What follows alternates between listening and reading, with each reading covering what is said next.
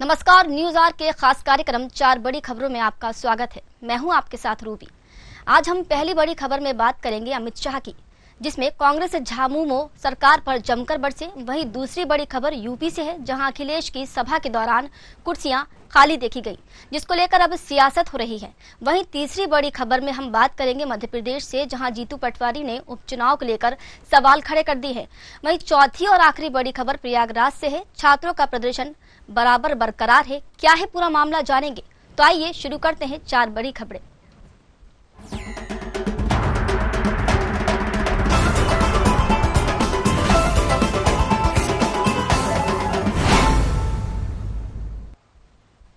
झारखंड विधानसभा चुनाव के दूसरे चरण के प्रचार को लेकर केंद्रीय गृह मंत्री अमित शाह ने गिरिडीह में जनसभा की। इसमें उन्होंने एक बार फिर धारा 370 बांग्लादेशी घुसपैठ और भ्रष्टाचार को लेकर कांग्रेस झामुमो सरकार पर निशाना साधा। उन्होंने कहा कि हेमंत सरकार का समय समाप्त हो गया है। सुन लो घुसपैठियों, अब तुम्हारा भी समय खत्म हो गया है। एक एक को चुन चुन कर बाहर करेंगे। कायदे से नहीं मानोगे तो उल्टा लटकाकर सीधा करेंगे। शाह ने कहा कि सोनिया गांधी ने राहुल गांधी को कई बार लॉन्च किया है, लेकिन हर बार फेल हो गई है। राहुल बाबा के प्लेन को 20 बार उड़ाया गया, लेकिन लैंड नहीं कर पाए। 21वीं बार भी बाबा धाम के एयरपोर्ट पर क्रैश हो जाएगा।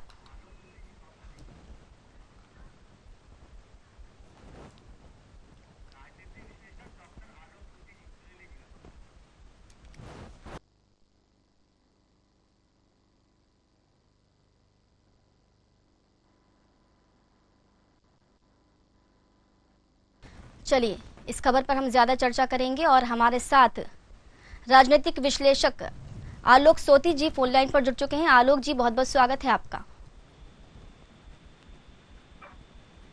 आलोक जी, सबसे पहले ये जानना चाहेंगे कि 370 ये जो मुद्दा है, ये बार बार सामने आता है। कांग्रेस और नेशनल कॉन्फ्रेंस जो है, इसको हटाने का हमेशा जिक्र करती रहती है। अभी तो ये मुमकिन नहीं है, लेकिन अगर फेरबदल होता है सरकार में और अगर कांग्रेस सत्ता पक्ष में आती है तो क्या ये संभव है, ये मुद्दा हटाया जाएगा 370?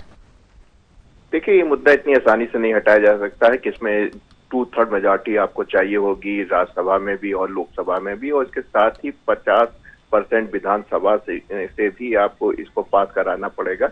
ये काफी संवैधानिक रूप का ये अनुच्छेद था, इसलिए इतना आसान नहीं है इसको वापस ले ले। ये बात फारूक अब्दुल्ला भी जानते हैं, उमर अब्दुल्ला भी जानते हैं, लेकिन उनकी थोड़ी व्यवस्था थी जिसकी वजह से चूंकि सरकार में आए थे, इसी मुद्दे पे उन्होंने जो है चुनाव लड़ा था और इसका उनको लाभ ही मिला था। सबसे बड़ी समस्या वहां पे जो है वो घुसपैठियों की है, विशेषकर देखा है झारखंड में। तो झारखंड में जिस तरीके से बांग्लादेशी और रोहिंग्या लोगों ने कब्जा कर रखा आदिवासी इलाकों में और घुसपैठ बना रखी है, उसका बड़ा फायदा जो है बीजेपी को मिलता नजर आ रहा है। उस मुद्दे को जो है भुनाना चाहती है और काफी बड़े स्तर पे उसको उठा रही है। आलोक जी, झारखंड में पहले फेज का चुनाव तो हो चुका है, दूसरे चरण में अब चुनाव बाकी है, लेकिन बीजेपी ने बांग्लादेशी घुसपैठ और भ्रष्टाचार को लेकर एक मुद्दा उठाया है। तो क्या लगता है आपको, ये मुद्दा उनके लिए फलदायक साबित होगा? कितना कामयाब हो पाएंगे इस मुद्दे को लेकर? देखिए, ये दोनों मुद्दे स्थानीय हैं और प्रदेश के से संबंधित हैं, और आपने देखा था कि जो इस बात का था कि भ्रष्टाचार के देखते हुए हेमंत सोरेन को जेल भी जाना पड़ा। ऐसी स्थिति में अब ये देखने वाली बात है कि कितना जनता उनका साथ देती है, क्योंकि उनका तो कहना था कि हमारी राजनीतिक साजिश की गई उनके खिलाफ। लेकिन जिस तरीके के सामने खबरें आ रही थी, उससे साफ नजर आ रहा था कि भ्रष्टाचार वहां प्रचुर मात्रा पे है। काफी आईएएस अधिकारी भी इस मसले पे जेल पे गए हुए हैं। तो कुल मिला के देखने वाली बात है कि जनता सब समझती है, अगर जनता समझ रही है कि भ्रष्टाचार जो है झारखंड के लिए एक बड़ा मुद्दा है, और जो कि होता ही है, छोटी स्टेट में अक्सर जो है भ्रष्टाचार जो है चरम सीमा पे हो जाता है। ऐसी स्थिति में साथ में आप देख रहे हैं घुसपैठियों की प्रॉब्लम जो कि वहाँ के स्थानीय लोग, आदिवासी लोग फेस कर रहे हैं। तो जाहिर सी बात है, ये दोनों मुद्दे ऐसे हैं, स्थानीय हैं, ज्वलंत हैं, और जिससे जनता का सरोकार है। तो उम्मीद है कि ये दोनों मुद्दों को जिस तरीके से सशक्त होकर बीजेपी उठा रही है, उसका लाभ इस चुनाव में उनको मिलना चाहिए। आलोक जी, एक सवाल ये भी उठता है कि बीजेपी और अमित शाह बार बार ये कहते नजर आते हैं कि सोनिया गांधी जो है वो राहुल गांधी को कई बार लॉन्च करती हैं। कई बार उनको लॉन्च किया जाता है लेकिन वो फेल हो जाते हैं। लेकिन अगर आप हरियाणा की बात करें तो वहाँ कांग्रेस की सरकार है, तो वहां पर भी तो राहुल गांधी का जादू चला है। फिर वो ये कैसे कह सकते हैं कि वो फेल हो जाते हैं? क्या वाकई राहुल गांधी फेल है? देखिए, राहुल गांधी की जहां तक सवाल है, उनकी जो इमेज को जिस तरीके से विपक्ष प्रस्तुत करता है तो सामने नजर आता है, क्योंकि वो काफी उन्होंने फेल्योर का सामना देखना पड़ा और काफी चीजें उनके सामने आ रही थी जिसका उनको जो है खामियाजा उठाना पड़ा, क्योंकि उनके जो शब्द होते हैं, सब कुछ काम अच्छा करते हैं, एक हफ्ते तक बहुत अच्छा काम करते हैं, लेकिन एक हफ्ते बाद एक ऐसा स्टेटमेंट दे देते हैं जिसकी वजह से जो है फर्जियत हो जाती है पार्टी की। तो ऐसी स्थिति में देखा गया है कि कांग्रेस जिस तरीके से आगे बढ़ती है उसका एक आधा स्टेटमेंट ऐसा आ जाता है, और आप जानते हैं आजकल सोशल मीडिया, डिजिटल मीडिया का है, अगर आपसे कोई भी मिस स्लिप ऑफ टंग भी हो जाती है या कोई ऐसा स्टेटमेंट आ जाता है जिसको घुमा फिरा के उसके बयानों को प्रस्तुत किया जाता है, जिससे उनकी छवि को काफी नुकसान पहुंचता है।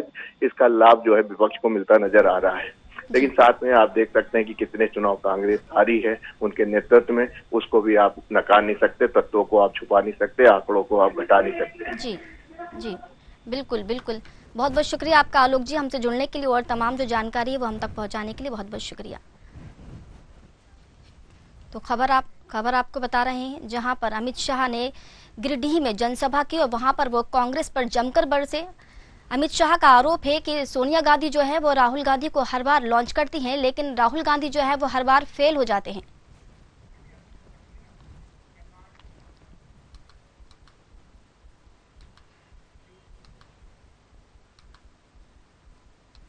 चलिए दूसरी बड़ी खबर कानपुर से है, जहां सीसामऊ में चुनाव प्रचार दिलचस्प होता जा रहा है। भाजपा को इस चुनाव में बड़ा मुद्दा मिल गया और अब पार्टी पूरी तरह से इसे भुनाना चाह रही है। सपा अध्यक्ष अखिलेश यादव की जनसभा में जहां खाली कुर्सियां चुनावी मुद्दा बन गई हैं, वहीं भाजपा ने इसका जोर शोर से प्रचार प्रसार शुरू कर दिया है। इसी बीच वरिष्ठ मंत्री सुरेश खन्ना और डिप्टी सीएम केशव प्रसाद मौर्य ने खाली कुर्सियों पर जोरदार हमला बोला और कहा कि ईवीएम में भी साइकिल खाली रहेगी। साइकिल पूरी तरह पंचर हो गई है, जनता साइकिल को सैफे के गैराज में भेजना चाह रही है। इधर समाजवादी पार्टी का बचाव करते हुए विधायक अमिताभ का कहना है कि जगह जगह बैरिकेडिंग कर लोगों को बैठक में आने से रोका गया। सपा विधायक ने ये भी तर्क दिया कि जल्दबाजी में सभा हुई, धूप से बचाव के लिए व्यवस्था करने में पार्टी चूक गई है।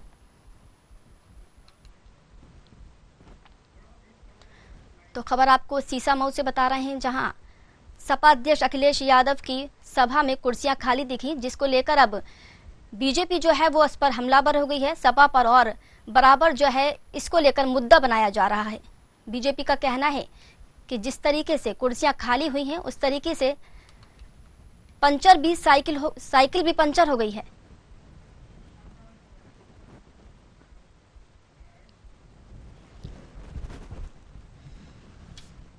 चलिए ज्यादा जानकारी लेंगे, हमारे साथ ब्यूरो हेड लखनऊ से प्रशांत राव जुड़ चुके हैं। प्रशांत, सपा पूरा दावा कर रही है कि 9 की 9 सीटों पर वो जीत हासिल करेगी, लेकिन सभा में खाली कुर्सियां, क्या वाकई जीत इसमें संभव है? खाली कुर्सियों पर जीतेंगे? बिल्कुल रूबी, कल देखिए लखनऊ से जो है मुख्यमंत्री योगी आदित्यनाथ की कई जगह रैलियां थी, उसके साथ ही कल ही सपा सुप्रीमो की कानपुर की सीसामऊ विधानसभा में रैलियां थी और सीसामऊ की जो तस्वीर सामने निकल कर आई है उसमें ये देखा गया है कि सपा सुप्रीमो अखिलेश यादव की रैली में कुर्सियां खाली रहीं, तो वहीं जब मुख्यमंत्री योगी आदित्यनाथ महाराष्ट्र में जनसभाएं कर रहे थे वहां कुर्सियां भरी हुई थी। तो ऐसे में समाजवादी पार्टी के मुखिया अखिलेश यादव की रैली में स्वयं के उत्तर प्रदेश में जिस तरीके से जो उनका वीडियो आया, उसके बाद समाजवादी पार्टी पर लगातार जो निशाने साधे आ रहे हैं और उसके साथ ही उत्तर प्रदेश के कैबिनेट मंत्री और डिप्टी सीएम ने भी समाजवादी पार्टी पर निशाना साधा है। समाजवादी पार्टी के मुखिया अखिलेश यादव ने जो वीडियो डाला है उसमें भी पीछे जो है कुछ कुर्सियां खाली दिखाई दे रही हैं। इसके साथ ही सोशल मीडिया पर जो वीडियो वायरल हुआ है उसमें जो सीसामऊ विधानसभा हुई उसमें भारी संख्या में कुर्सी खाली है, जिसके बाद समाजवादी पार्टी पर लोगों ने कई कटाक्ष किए तो विपक्षी दलों ने उन पर निशाना साधा है। डिप्टी सीएम इसके साथ ही मंत्री सुरेश खन्ना ने भी ये कहा है कि समाजवादी पार्टी की साइकिल पंचर हो गई है और ऐसा ही हाल ईवीएम की बटन में भी होगा। समाजवादी पार्टी जो है चुनाव नहीं जीत पाएगी। निश्चित तौर से देखिए सीसामऊ में जो उपचुनाव हो रहा है, सीसामऊ से जो नसीम सिद्दीकी चुनाव लड़ रही हैं, प्रशांत जिस तरीके की हम तस्वीरें देख रहे हैं कि वाकई तस्वीरों में दिखाया जा रहा है कि कुर्सियां जो हैं वो बिल्कुल खाली हैं। तो बीजेपी का जो आरोप है कि खाली कुर्सियां हैं और साइकिल भी जो पंचर हो गई, तो इसको कहां तक सही माना जाए, क्योंकि वाकई वहां पर जनसभा के दौरान तो कुर्सियां खाली दिख रही हैं। अब बिल्कुल देखिए, अगर सही मानने वाली बात देखी जाएगी तो ईवीएम तय करेगी और मतदाता तय करेंगे कि आगे क्या होगा निश्चित रूप से। लेकिन जो समाजवादी पार्टी का माहौल होना चाहिए था सीसामऊ विधानसभा से, क्योंकि सीसामऊ विधानसभा से 3 बार यहाँ इरफान सोलंकी विधायक चुने गए हैं, लेकिन इस बार जो है वहाँ माहौल अलग दिखाई दे रहा है। और इसके साथ ही समाजवादी पार्टी के सामने भारतीय जनता पार्टी के प्रत्याशी सुरेश अवस्थी हैं, जो पिछली बार महज लगभग 1500 वोटों से वो चुनाव हारे थे। तो ऐसे में भारतीय जनता पार्टी के नेताओं ने पूरी ताकत झोंक दी है और लगातार मुख्यमंत्री योगी आदित्यनाथ हो, दोनों डिप्टी सीएम ब्रजेश पाठक, केशव प्रसाद मौर्य और इसके साथ ही तमाम मंत्रियों ने वहां दौरे किए थे। इसके साथ ही तमाम जो जन कल्याणकारी योजनाएं हैं उनसे वहां की जनता को लाभान्वित करने का काम किया। उसका असर ये दिखाई दे रहा है कि सीसामऊ विधानसभा के लोग जो समझ रहे हैं कि उत्तर प्रदेश में योगी आदित्यनाथ की सरकार है और इसी से विकास हो सकता है, इसलिए लोग अब समाजवादी पार्टी के साथ नहीं जाना चाहते होंगे। उनको दिख रहा है कि समाजवादी पार्टी ना तो सरकार बना पाएगी और ना ही यहाँ पर जनता का विकास हो सकता है। इसीलिए जो है माहौल इस बार समाजवादी पार्टी के पक्ष में नहीं था। समाजवादी पार्टी ने जिस तरीके से पीडीए का नारा दिया था, समाजवादी पार्टी के मुखिया जो पीडीए का नारा देकर चल रहे थे, वह भी वहां फेल होता हुआ दिखाई दिया। अगर बहुतायत संख्या में देखा जाए तो मुस्लिम समाज के लोग और ऐसे समाज के लोग हैं, लेकिन फिर भी जनसभा में वो लोग नहीं दिखाई दिए। कुर्सियां खाली होने का मतलब था कि समाजवादी पार्टी की जो रैली थी कल वो फ्लॉप हो गई है। उसको लेकर समाजवादी पार्टी की जो मीडिया सेल है वो भी ट्रोल हुई। उसके साथ ही जो पूर्व मुख्यमंत्री सपा सुप्रीमो अखिलेश यादव ने वीडियो डाला था उस पर भी तमाम जो है कटाक्ष सामने आए हैं कि व्यंग लोगों ने लिखे हैं। निश्चित रूप से देखिए ये चुनाव जो है बहुत महत्वपूर्ण है किसी भी दल के लिए, चाहे वो भारतीय जनता पार्टी हो, उनका प्रतिष्ठा का चुनाव है, तो वहीं समाजवादी पार्टी के लिए करो या मरो का चुनाव है, बहुजन समाज पार्टी के लिए अस्तित्व बचाने का यहाँ पर चुनाव है। हालांकि इन चुनाव में कांग्रेस का कोई रोल नहीं है, क्योंकि कांग्रेस जो है चुनाव लड़ ही नहीं रही है, मैदान से बाहर है, वो समाजवादी पार्टी को सपोर्ट कर रही है। अन्य छोटे दल हैं वह भी चुनाव लड़ रहे हैं। तो ऐसे में अगर देखा जाए उत्तर प्रदेश में भारतीय जनता पार्टी, समाजवादी पार्टी और बसपा का यह चुनाव है। बसपा भी यहाँ से चुनाव लड़ रही है, बसपा ने भी इस सीट पर अपना विद्यमान प्रत्याशी दिया है।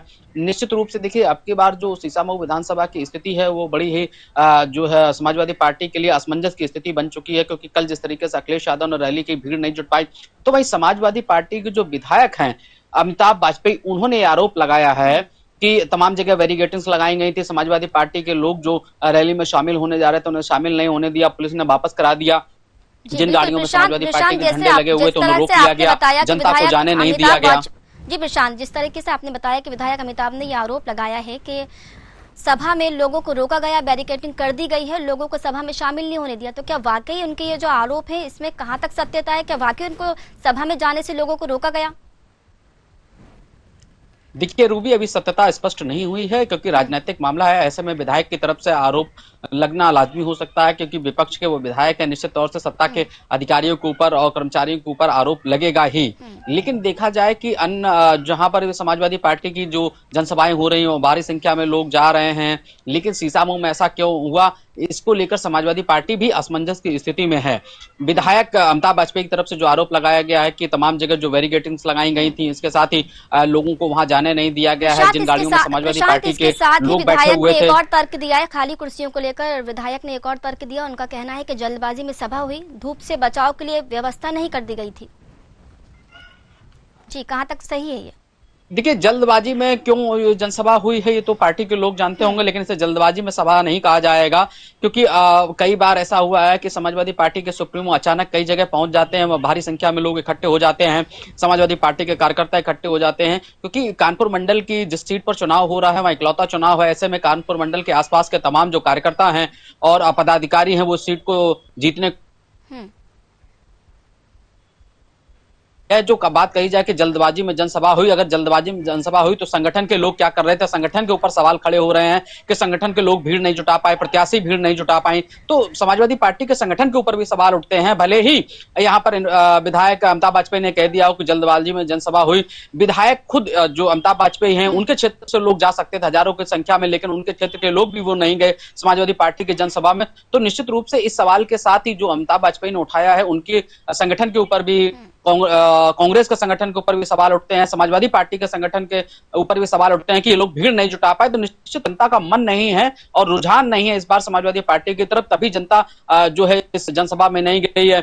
और सबसे ज्यादा देखा जाए कि जो है मुस्लिम वोटर्स हैं वो भी नहीं दिखाई दिए हैं। तो निश्चित रूप से देखिए वहां की जनता जो देख रही है कि समाजवादी पार्टी से भला नहीं हो सकता, भारतीय जनता पार्टी सत्ता में है और उसी के विकास कार्यों से यहाँ जनता का भला हो सकता है, इसलिए जो रुख है वो जनता का इस बार पलटा हुआ है। जी प्रशांत, बिल्कुल सवाल उठना लाजमी है क्योंकि खाली कुर्सियां जनता देख रही है। फिलहाल आपका बहुत बहुत शुक्रिया हमसे जुड़ने के लिए और जानकारी साझा करने के लिए।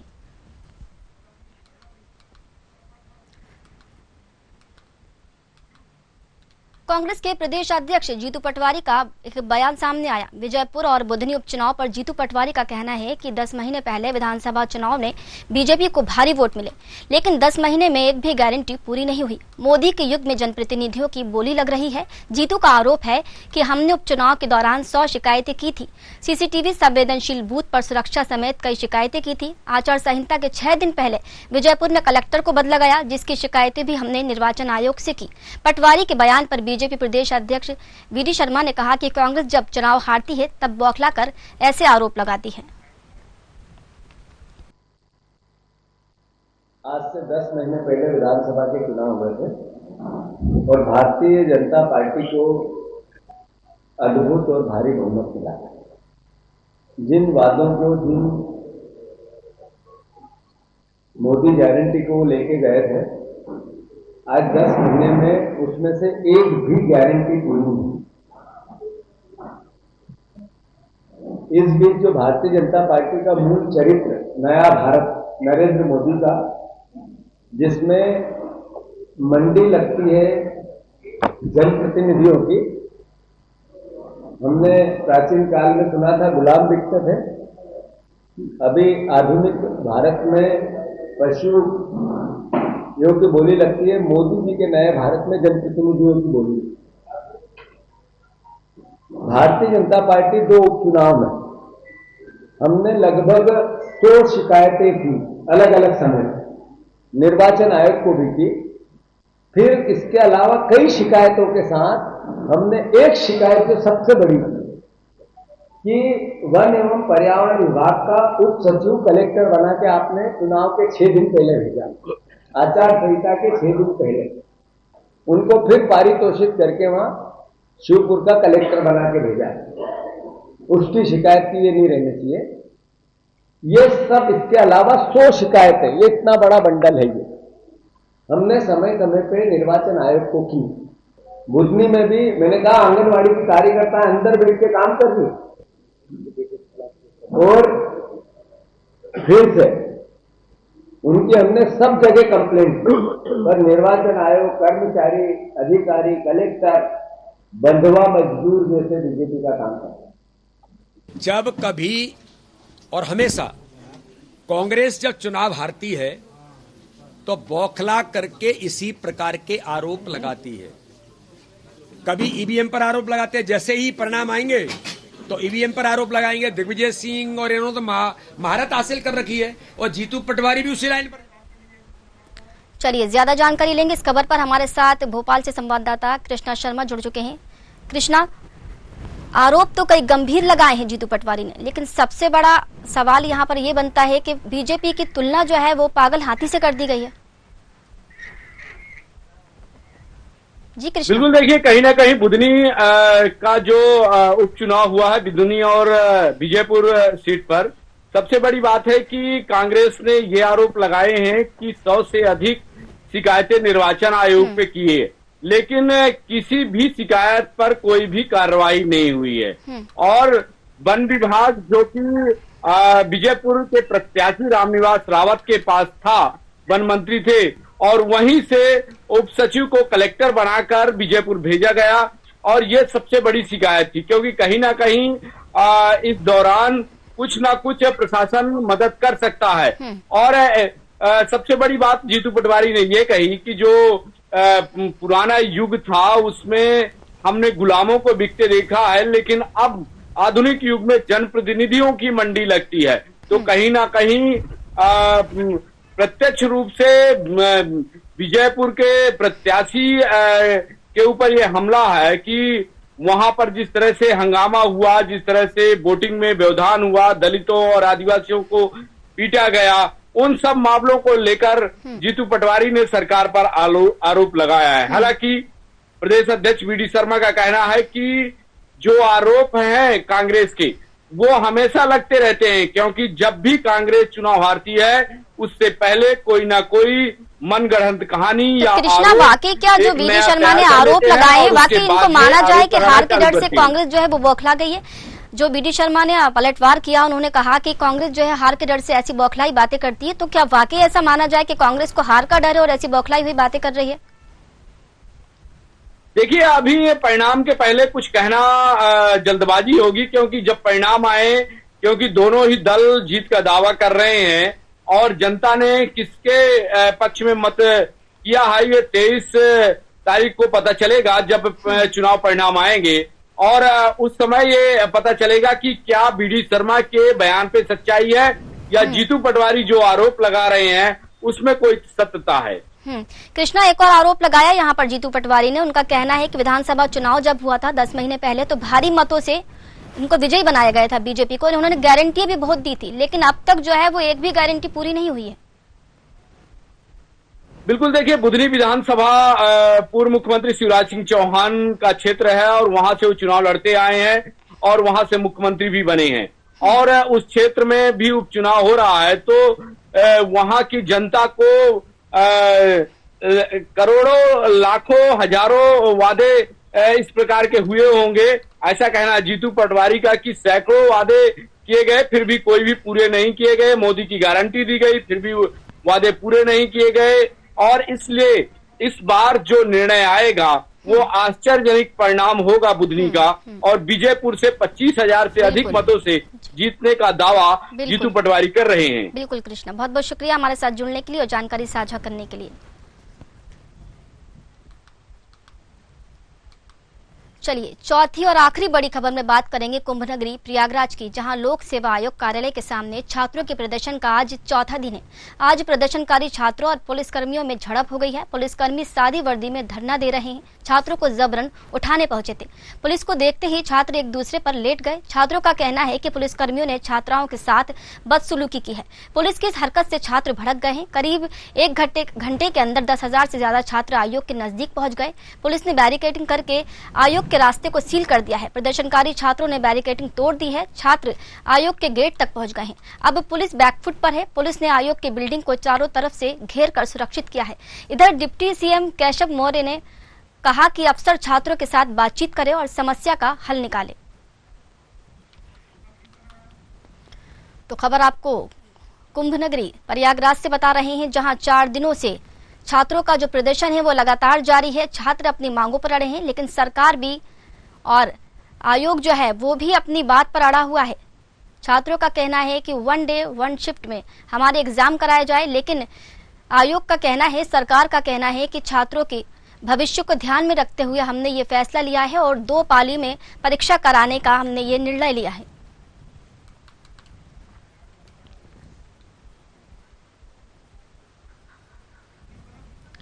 तो खबर आपको कुंभ नगरी प्रयागराज से बता रहे हैं, जहां लोक सेवा आयोग कार्यालय के सामने छात्रों के प्रदर्शन का आज चौथा दिन है और आज प्रदर्शनकारी छात्रों और पुलिसकर्मियों के बीच झड़प भी हो गई है। बता दें कि पुलिसकर्मी सादी वर्दी में धरना दे रहे हैं और छात्रों को जबरन उठाने पहुंचे। इधर पुलिस को देखते ही छात्र एक दूसरे पर लेट गए। छात्रों का कहना है कि पुलिसकर्मियों ने छात्राओं के साथ बदसलूकी की है।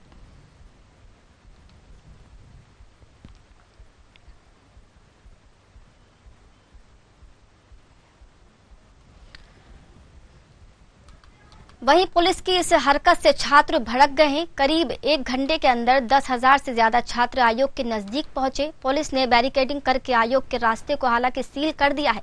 प्रदर्शनकारी छात्रों ने बैरिकेडिंग भी तोड़ दी है। छात्र आयोग के गेट तक पहुंच गए हैं। अब पुलिस भी बैकफुट पर नजर आ रही है। पुलिस ने आयोग की बिल्डिंग को चारों तरफ से घेर कर सुरक्षित किया है। इधर डिप्टी सीएम केशव मौर्य का कहना है कि अफसर छात्रों के साथ बातचीत करे और इस समस्या का जल्द से जल्द हल निकाले। खबर आपको कुंभ नगरी प्रयागराज से बता रहे हैं, जहां 4 दिनों से छात्रों का प्रदर्शन जो है लगातार जारी है। हालांकि इस बीच पुलिस की और छात्रों की आपस में झूमा झटकी भी हुई है, लाठीचार्ज भी हुआ है, स्ट्रीट लाइटें बंद भी कर दी गई थी। उसके बाद भी छात्र जो हैं वो अपनी मांगों को लेकर अड़े हुए हैं।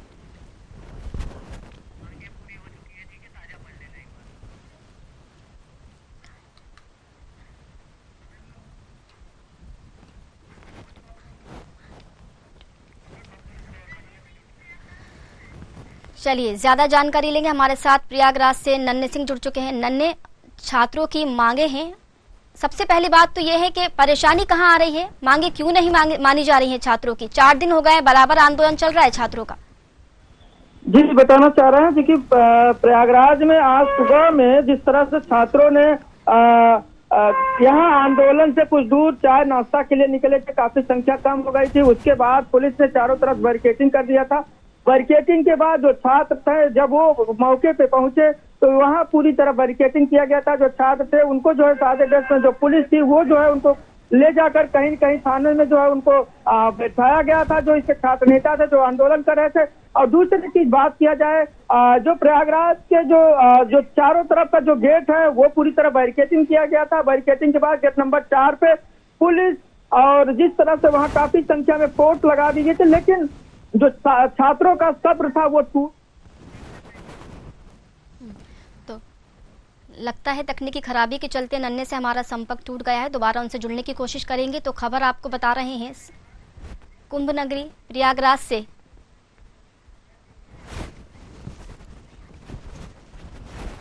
खबर आपको प्रयागराज से बता रहे हैं, जहां पर छात्रों का प्रदर्शन जो है वो लगातार जारी है। छात्र अपनी मांगों पर अड़े हुए हैं, लेकिन लोक सेवा आयोग भी जो है वो अपने फैसले पर खड़ा हुआ है और अपने फैसला उसने सुना दिया है। 2 पाली में एग्जाम कराए जाएंगे।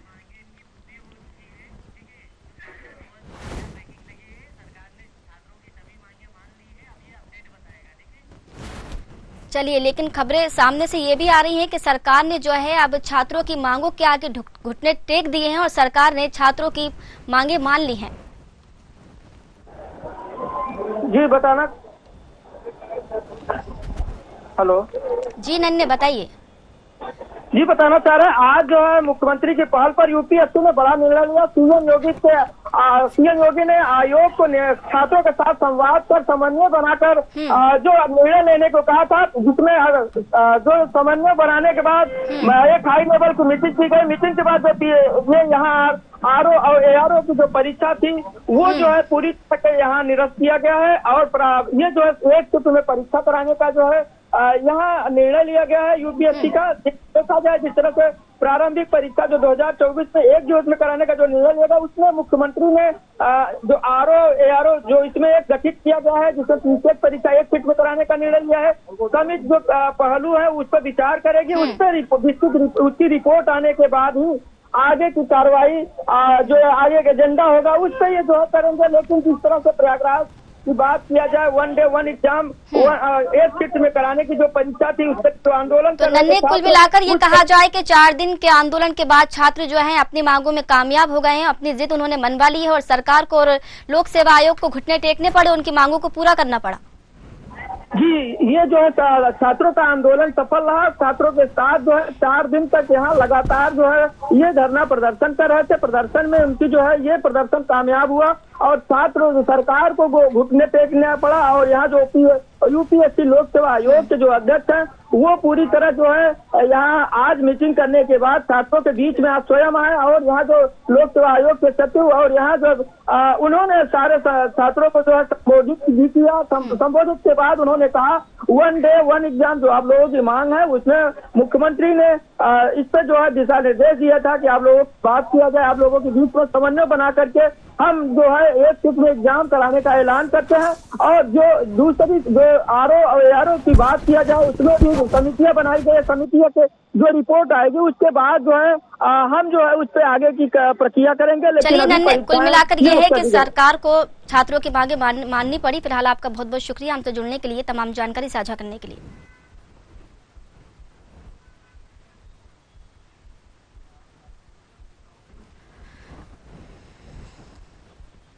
तो ये थी 4 बजे की 4 बड़ी खबरें, जहां हमने आपको झारखंड, कानपुर, भोपाल और कुंभ नगरी प्रयागराज की खबरों से रूबरू कराया। अगली बार फिर हाजिर होंगे 4 बड़ी खबरों के साथ। जब तक के लिए मुझे दीजिए इजाजत। नमस्कार।